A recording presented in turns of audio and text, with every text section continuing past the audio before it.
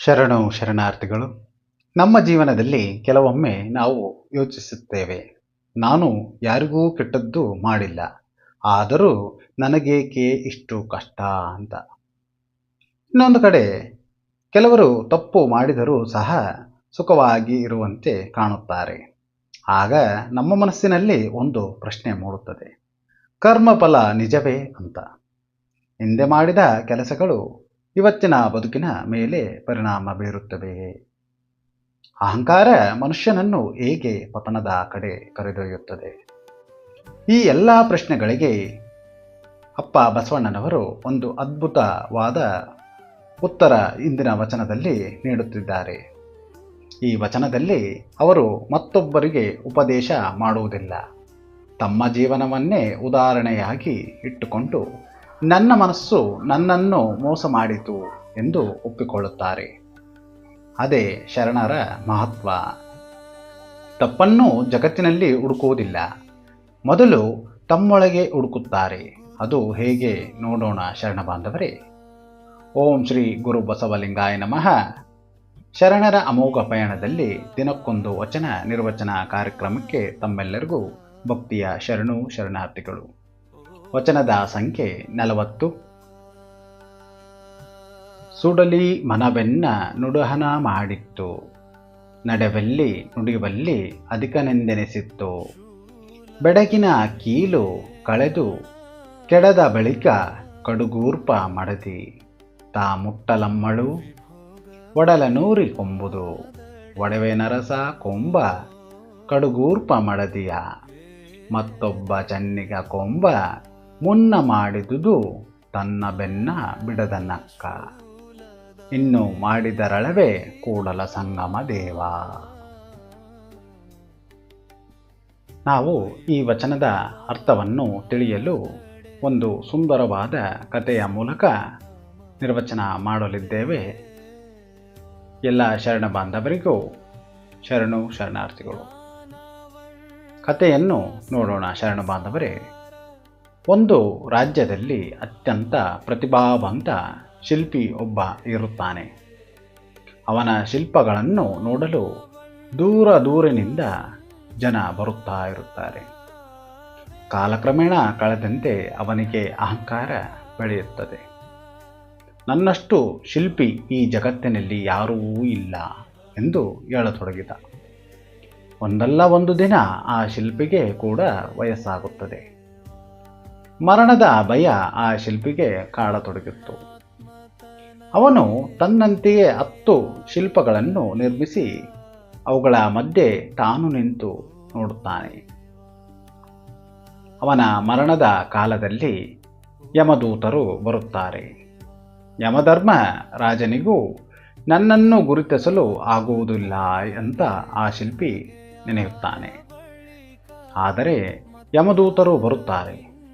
ಯಾರು ನಿಜವಾದವನು ಎಂದು ಅವರಿಗೂ ಕೂಡ ತಿಳಿಯುವುದಿಲ್ಲ. ಅವರು ಯಮಧರ್ಮನ ರಾಜನ ಬಳಿಗೆ ಮರಳಿ ಹೋಗುತ್ತಾರೆ. ಆಗ ಯಮನು ನಗುತ್ತಾ ಹೇಳಿದ, ಆ ಶಿಲ್ಪಿ ಬಹಳ ಬುದ್ಧಿವಂತ ದೂತರೇ. ಆ ದೂತರಿಗೆ ಒಂದು ಸಲಹೆಯನ್ನು ಹತ್ತಿರ ಕರೆದು ತನ್ನ ಕಿವಿಯಲ್ಲಿ ಹೇಳುತ್ತಾರೆ. ಹೇಳಿದ ನಂತರ ಆ ಯಮದೂತರನ್ನು ಪುನಃ ಭೂಮಿಗೆ ಕಳಿಸುತ್ತಾರೆ. ಅಲ್ಲಿಗೆ ಹೋದ ನಂತರ ಆ ಶಿಲ್ಪಿಗಳ ಮುಂದೆ ಒಂದು ಮಾತು ಹೇಳಿ ಬನ್ನಿ ಅಂತ ಯಮಧರ್ಮ ಹೇಳಿರುತ್ತಾನೆ. ಅವರು ಬಂದು ಹೇಳುತ್ತಾರೆ, ಆ ಶಿಲ್ಪಗಳೆಲ್ಲ ಅದ್ಭುತ, ಆದರೆ ಒಂದರಲ್ಲಿ ಮಾತ್ರ ಚಿಕ್ಕ ದೋಷವಿದ್ದಂತೆ ಕಾಣುತ್ತದೆ ಅಂತ ಹೇಳುತ್ತಾರೆ. ಅಷ್ಟೇ. ಆ ಮಾತು ಹೇಳಿದ ತಕ್ಷಣ ಅದನ್ನು ಕೇಳಿಸಿಕೊಂಡ ಶಿಲ್ಪಿಯು ಅಹಂಕಾರದಿಂದ ಶಿಲ್ಪಿ ತಕ್ಷಣ ಮುಂದೆ ಬಂದು ಹೇಳಿದ, ಎಲ್ಲಿ ದೋಷ? ನಾನು ಮಾಡಿದ ಶಿಲ್ಪದಲ್ಲಿ ದೋಷವೇ? ಅಷ್ಟರಲ್ಲಿ ಯಮದೂತರು ಅವನನ್ನು ಕರೆದುಕೊಂಡು ಹೋಗುತ್ತಾರೆ. ಯಮನು ಹೇಳಿದ, ನಿನ್ನನ್ನು ಹಿಡಿದದ್ದು ನಮ್ಮ ಬುದ್ಧಿಯಲ್ಲ, ನಿನ್ನ ಅಹಂಕಾರ ಅಂತ. ಈ ಕಥೆಯ ಸಂದೇಶವನ್ನು ನೋಡುವುದಾದರೆ ಶರಣ ಬಾಂಧವರೇ, ಮನುಷ್ಯನ ದೊಡ್ಡ ಶತ್ರು ಹೊರಗಿನವನು ಅಲ್ಲ, ನಮ್ಮೊಳಗಿನ ಅಹಂಕಾರವೇ ಅವನ ದೊಡ್ಡ ಶತ್ರು ಅಂತ.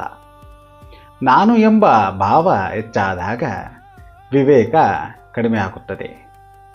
ವಿವೇಕ ಕಡಿಮೆ ಆದಾಗ ತಪ್ಪುಗಳು ಹೆಚ್ಚುತ್ತಾ ಹೋಗುತ್ತವೆ. ತಪ್ಪುಗಳು ಕರ್ಮವಾಗ ತೊಡಗುತ್ತವೆ. ಕರ್ಮವು ನೆರಳಿನಂತೆ ನಮ್ಮನ್ನು ಸದಾಕಾಲ ಹಿಂಬಲಿಸುತ್ತದೆ. ಇದೇ ಅಪ್ಪ ಬಸವಣ್ಣನವರು ಈ ವಚನದಲ್ಲಿ ನಮಗೆ ತಿಳಿಸುತ್ತಾರೆ. ಇನ್ನು ನಾವು ಈ ವಚನದ ಸಾಲು ಸಾಲಿನ ನಿರ್ವಚನ ಮಾಡುತ್ತಾ ಹೋಗೋಣ ಶರಣ ಬಾಂಧವರೇ. ಮೊದಲನೇದಾಗಿ, ಸುಡಲಿ ಮನವೆನ್ನ ನುಡುಹನ ಮಾಡಿತ್ತು. ಇಲ್ಲಿ ಸುಡಲಿ ಅಂದರೆ ಸುಟ್ಟು ಹಾಕುವ, ಅಂದರೆ ನಾಶ ಮಾಡುವ. ಮನಸ್ಸು ನಮ್ಮ ಸ್ನೇಹಿತನಾಗಬಹುದು, ಶತ್ರುವೂ ಆಗಬಹುದು. ಅದು ವಿವೇಕದ ಜೊತೆ ಇದ್ದರೆ ಮುಕ್ತಿಯ ಕಡೆ ಕರೆದೊಯ್ಯುತ್ತದೆ. ಅಹಂಕಾರದ ಜೊತೆ ಸೇರಿದರೆ ನಮ್ಮನ್ನು ಪತನದ ಕಡೆ ಕರೆದೊಯ್ಯುತ್ತದೆ. ಇಲ್ಲಿ ಅಪ್ಪ ಬಸವಣ್ಣನವರು ತಮ್ಮ ಮನಸ್ಸನ್ನೇ ಪ್ರಶ್ನಿಸಿಕೊಳ್ಳುತ್ತಿದ್ದಾರೆ. ನನ್ನ ಮನಸ್ಸೇ ನನ್ನನ್ನು ಮೋಸ ಮಾಡಿತು ಅಂತ ಇಲ್ಲಿ ಹೇಳುತ್ತಾ ಇರುವುದು. ಹಾಗೆ ಮುಂದುವರಿದ ಸಾಲು, ನಡೆವಲ್ಲಿ ನುಡಿವಲ್ಲಿ ಅಧಿಕನೆಂದೆನಿಸಿತ್ತು. ಈ ಸಾಲು ಅಹಂಕಾರದ ಚಿತ್ರಣವೆಂದು ತೋರುತ್ತದೆ. ನಾನೇ ಶ್ರೇಷ್ಠ, ನನ್ನ ಮಾತೇ ಸರಿ, ನನ್ನ ನಡತೆಯೇ ಉತ್ತಮ, ಇಂತಹ ಭಾವ ಬಂದಾಗ ಆತ್ಮಜ್ಞಾನ ದೂರವಾಗುತ್ತದೆ. ಶರಣರು ಹೇಳುವುದು, ವಿನಯ ಇರುವಲ್ಲಿ ಆ ಶಿವನು ನೆಲೆಗೊಳ್ಳುತ್ತಾನೆ ಅಂತ. ಹಾಗೆ ಮುಂದುವರಿದ ಸಾಲು, ಬೆಡಗಿನ ಕೀಲು ಕಳೆದು ಕೆಡದೆ ಬಳಿಕ, ಅಂದರೆ ಯೌವನ, ಸೌಂದರ್ಯ, ಸಂಪತ್ತು, ಅಧಿಕಾರ ಇವೆಲ್ಲವೂ ಕೂಡ ಶಾಶ್ವತ ಅಲ್ಲ. ಒಂದಲ್ಲ ಒಂದು ದಿನ ಎಲ್ಲವೂ ಕ್ಷೀಣಿಸಿ ಹೋಗುತ್ತದೆ. ಅಂದಾಗ ನಮ್ಮನ್ನು ಪ್ರೀತಿಸುವವರು ಕಡಿಮೆ ಆಗಬಹುದು, ಹೊರಗಿನ ಆಕರ್ಷಣೆ ಹೋಗಬಹುದು.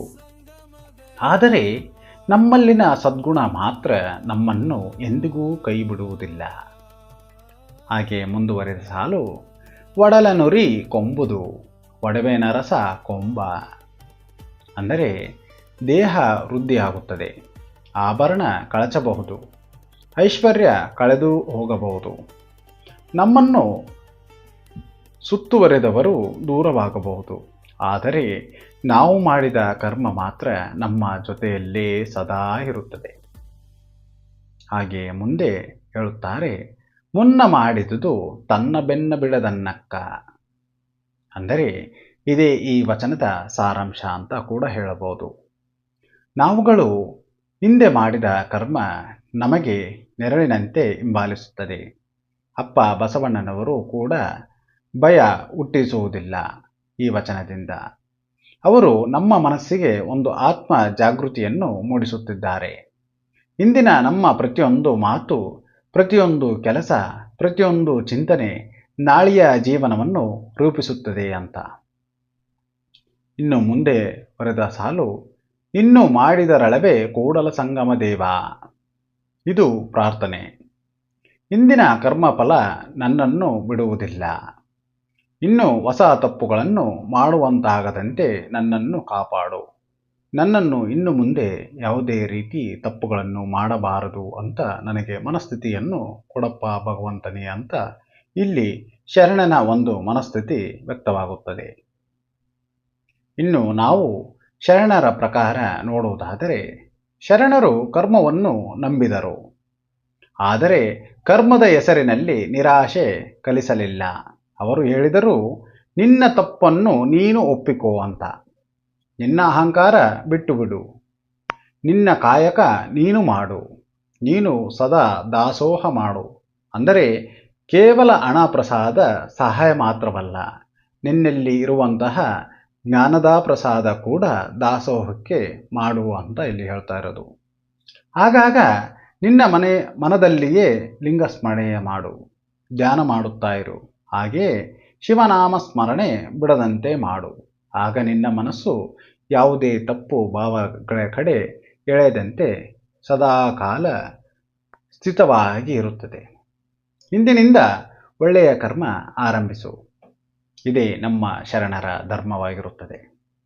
ಇಂದಿನ ಜೀವನಕ್ಕೆ ಈ ವಚನದ ಸಂದೇಶ ನೋಡುವುದಾದರೆ, ಇಂದು ಮನುಷ್ಯನಿಗೆ ಜ್ಞಾನ ಬಹಳ ಹೆಚ್ಚಿದೆ, ಆದರೆ ವಿನಯ ಬಹಳ ಕಡಿಮೆ ಇದೆ. ಹಣ ಹೆಚ್ಚಿದೆ, ಆದರೆ ಸಂತೋಷ ಕಡಿಮೆ ಇದೆ. ಸ್ನೇಹಿತರು ಸಾವಿರಾರು ಮಂದಿ, ಆದರೆ ಆತ್ಮೀಯತೆ ಬಹಳ ಕಡಿಮೆ. ಸಾಮಾಜಿಕ ಜಾಲತಾಣದಲ್ಲಿ ಪ್ರಶಂಸೆ ಸಿಕ್ಕರೆ ಸಂತೋಷ ಪಡುತ್ತಾರೆ, ಟೀಕೆ ಬಂದರೆ ದುಃಖ. ಇದು ಮನಸ್ಸಿನ ದಾಸ್ಯ ವ್ಯಾಮೋಹ. ಅದಕ್ಕೆ ಇಲ್ಲಿ ಅಪ್ಪ ಬಸವಣ್ಣನವರು ಹೇಳುವುದು, ಹೊರಗಿನ ಹೊಗಳಿಕೆಯಿಂದಲ್ಲ, ಒಳಗಿನ ಸತ್ಯದಿಂದ ನೀನು ಬದುಕು ಅಂತ. ನಮ್ಮ ಜೀವನದಲ್ಲಿ ಈ ವಚನ ಅಳವಡಿಸಿಕೊಳ್ಳಬೇಕಾದ ಕೆಲವು ಅಂಶಗಳನ್ನು ನೋಡೋಣ ಶರಣ ಬಾಂಧವರೇ. ಮೊದಲನೇದಾಗಿ, ಪ್ರತಿದಿನ ನಮ್ಮಲ್ಲಿ ನಾವು ಆತ್ಮ ಪರಿಶೀಲನೆ ಮಾಡೋಣ.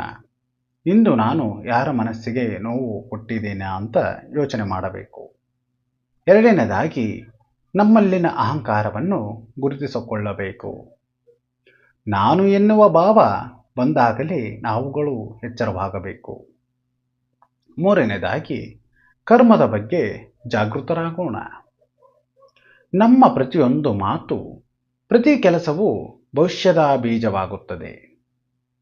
ನಾಲ್ಕನೇದಾಗಿ, ವಿನಯವನ್ನು ಜೀವನದ ಆವರಣವಾಗಿರಿಸೋಣ. ಅಂದರೆ ನಮ್ಮ ಸಂಪತ್ತಿಗೆ ನಮ್ಮ ವಿನಯಭಾವವೇ ಅತಿ ಶ್ರೇಷ್ಠ. ಇನ್ನು ಐದನೇದಾಗಿ, ಕ್ಷಮೆ ಕೇಳುವುದನ್ನು ಕಲಿಯೋಣ. ನಾವು ತಪ್ಪನ್ನು ಮಾಡಿದಾಗ ಕ್ಷಮೆ ಕೇಳುವುದು ತಪ್ಪಲ್ಲ. ನಾವು ತಪ್ಪನ್ನು ಒಪ್ಪಿಕೊಳ್ಳುವುದು ದುರ್ಬಲತೆ ಅಲ್ಲ, ಅದು ಆಧ್ಯಾತ್ಮಿಕ ಶಕ್ತಿ. ಕಾಯಕ ಮತ್ತು ದಾಸೋಹವನ್ನು ನಮ್ಮ ಜೀವನದ ಭಾಗವಾಗಿಸೋಣ. ಇವು ಎಲ್ಲವೂ ನಮ್ಮ ಮನಸ್ಸನ್ನು ಶುದ್ಧಗೊಳಿಸುತ್ತವೆ. ಏಳನೇದಾಗಿ, ಪ್ರತಿದಿನ ಇಷ್ಟಲಿಂಗ ಸ್ಮರಣೆ ಮಾಡುತ್ತಾ ಇರಬೇಕು. ಆಗ ನಮ್ಮ ಮನಸ್ಸು ಶಿವನಲ್ಲಿ ನೆಲೆಸಿದಾಗ ನಮ್ಮಲ್ಲಿನ ಅಹಂಕಾರವು ತನ್ನಿಂತಾನೇ ಕರಗುತ್ತಾ ಹೋಗುತ್ತದೆ. ಶರಣ ಬಾಂಧವರೇ, ನಮ್ಮ ಜೀವನದಲ್ಲಿ ನಡೆದ ಪ್ರತಿಯೊಂದು ಘಟನೆಗೆ ಹೊರಗಿನವರನ್ನೇ ಕಾರಣವೆಂದು ನೋಡುವ ಮೊದಲು ಒಂದೇ ಒಂದು ಕ್ಷಣ ನಮ್ಮ ಮನಸ್ಸಿನೊಳಗೆ ನೋಡೋಣ. ನಮ್ಮ ಮಾತುಗಳಲ್ಲಿ ಅಹಂಕಾರ ಇದೆಯಾ? ನಮ್ಮ ನಡತೆಯಲ್ಲಿ ದರ್ಪ ತೋರುತ್ತಾ ಇದೆಯಾ? ನಮ್ಮ ಯಶಸ್ಸು ನಮ್ಮನ್ನು ವಿನಯದಿಂದ ದೂರ ಮಾಡ್ತಾ ಇದೆಯಾ? ಇಲ್ಲಿ ಅಪ್ಪ ಬಸವಣ್ಣನವರು ತಮ್ಮನ್ನೇ ಪ್ರಶ್ನಿಸಿಕೊಂಡಂತೆ ನಾವು ಪ್ರತಿದಿನವೂ ನಮ್ಮನ್ನೇ ನಾವು ಪ್ರಶ್ನಿಸೋಣ. ಆ ಪ್ರಶ್ನೆಯೇ ನಮ್ಮ ಆತ್ಮಜ್ಞಾನದ ಆರಂಭವಾಗಬೇಕು. ಒಟ್ಟಾರೆಯಾಗಿ ಈ ವಚನವು ನಮಗೆ 3 ಮಹತ್ವದ ಪಾಠಗಳನ್ನು ಕಲಿಸುತ್ತದೆ.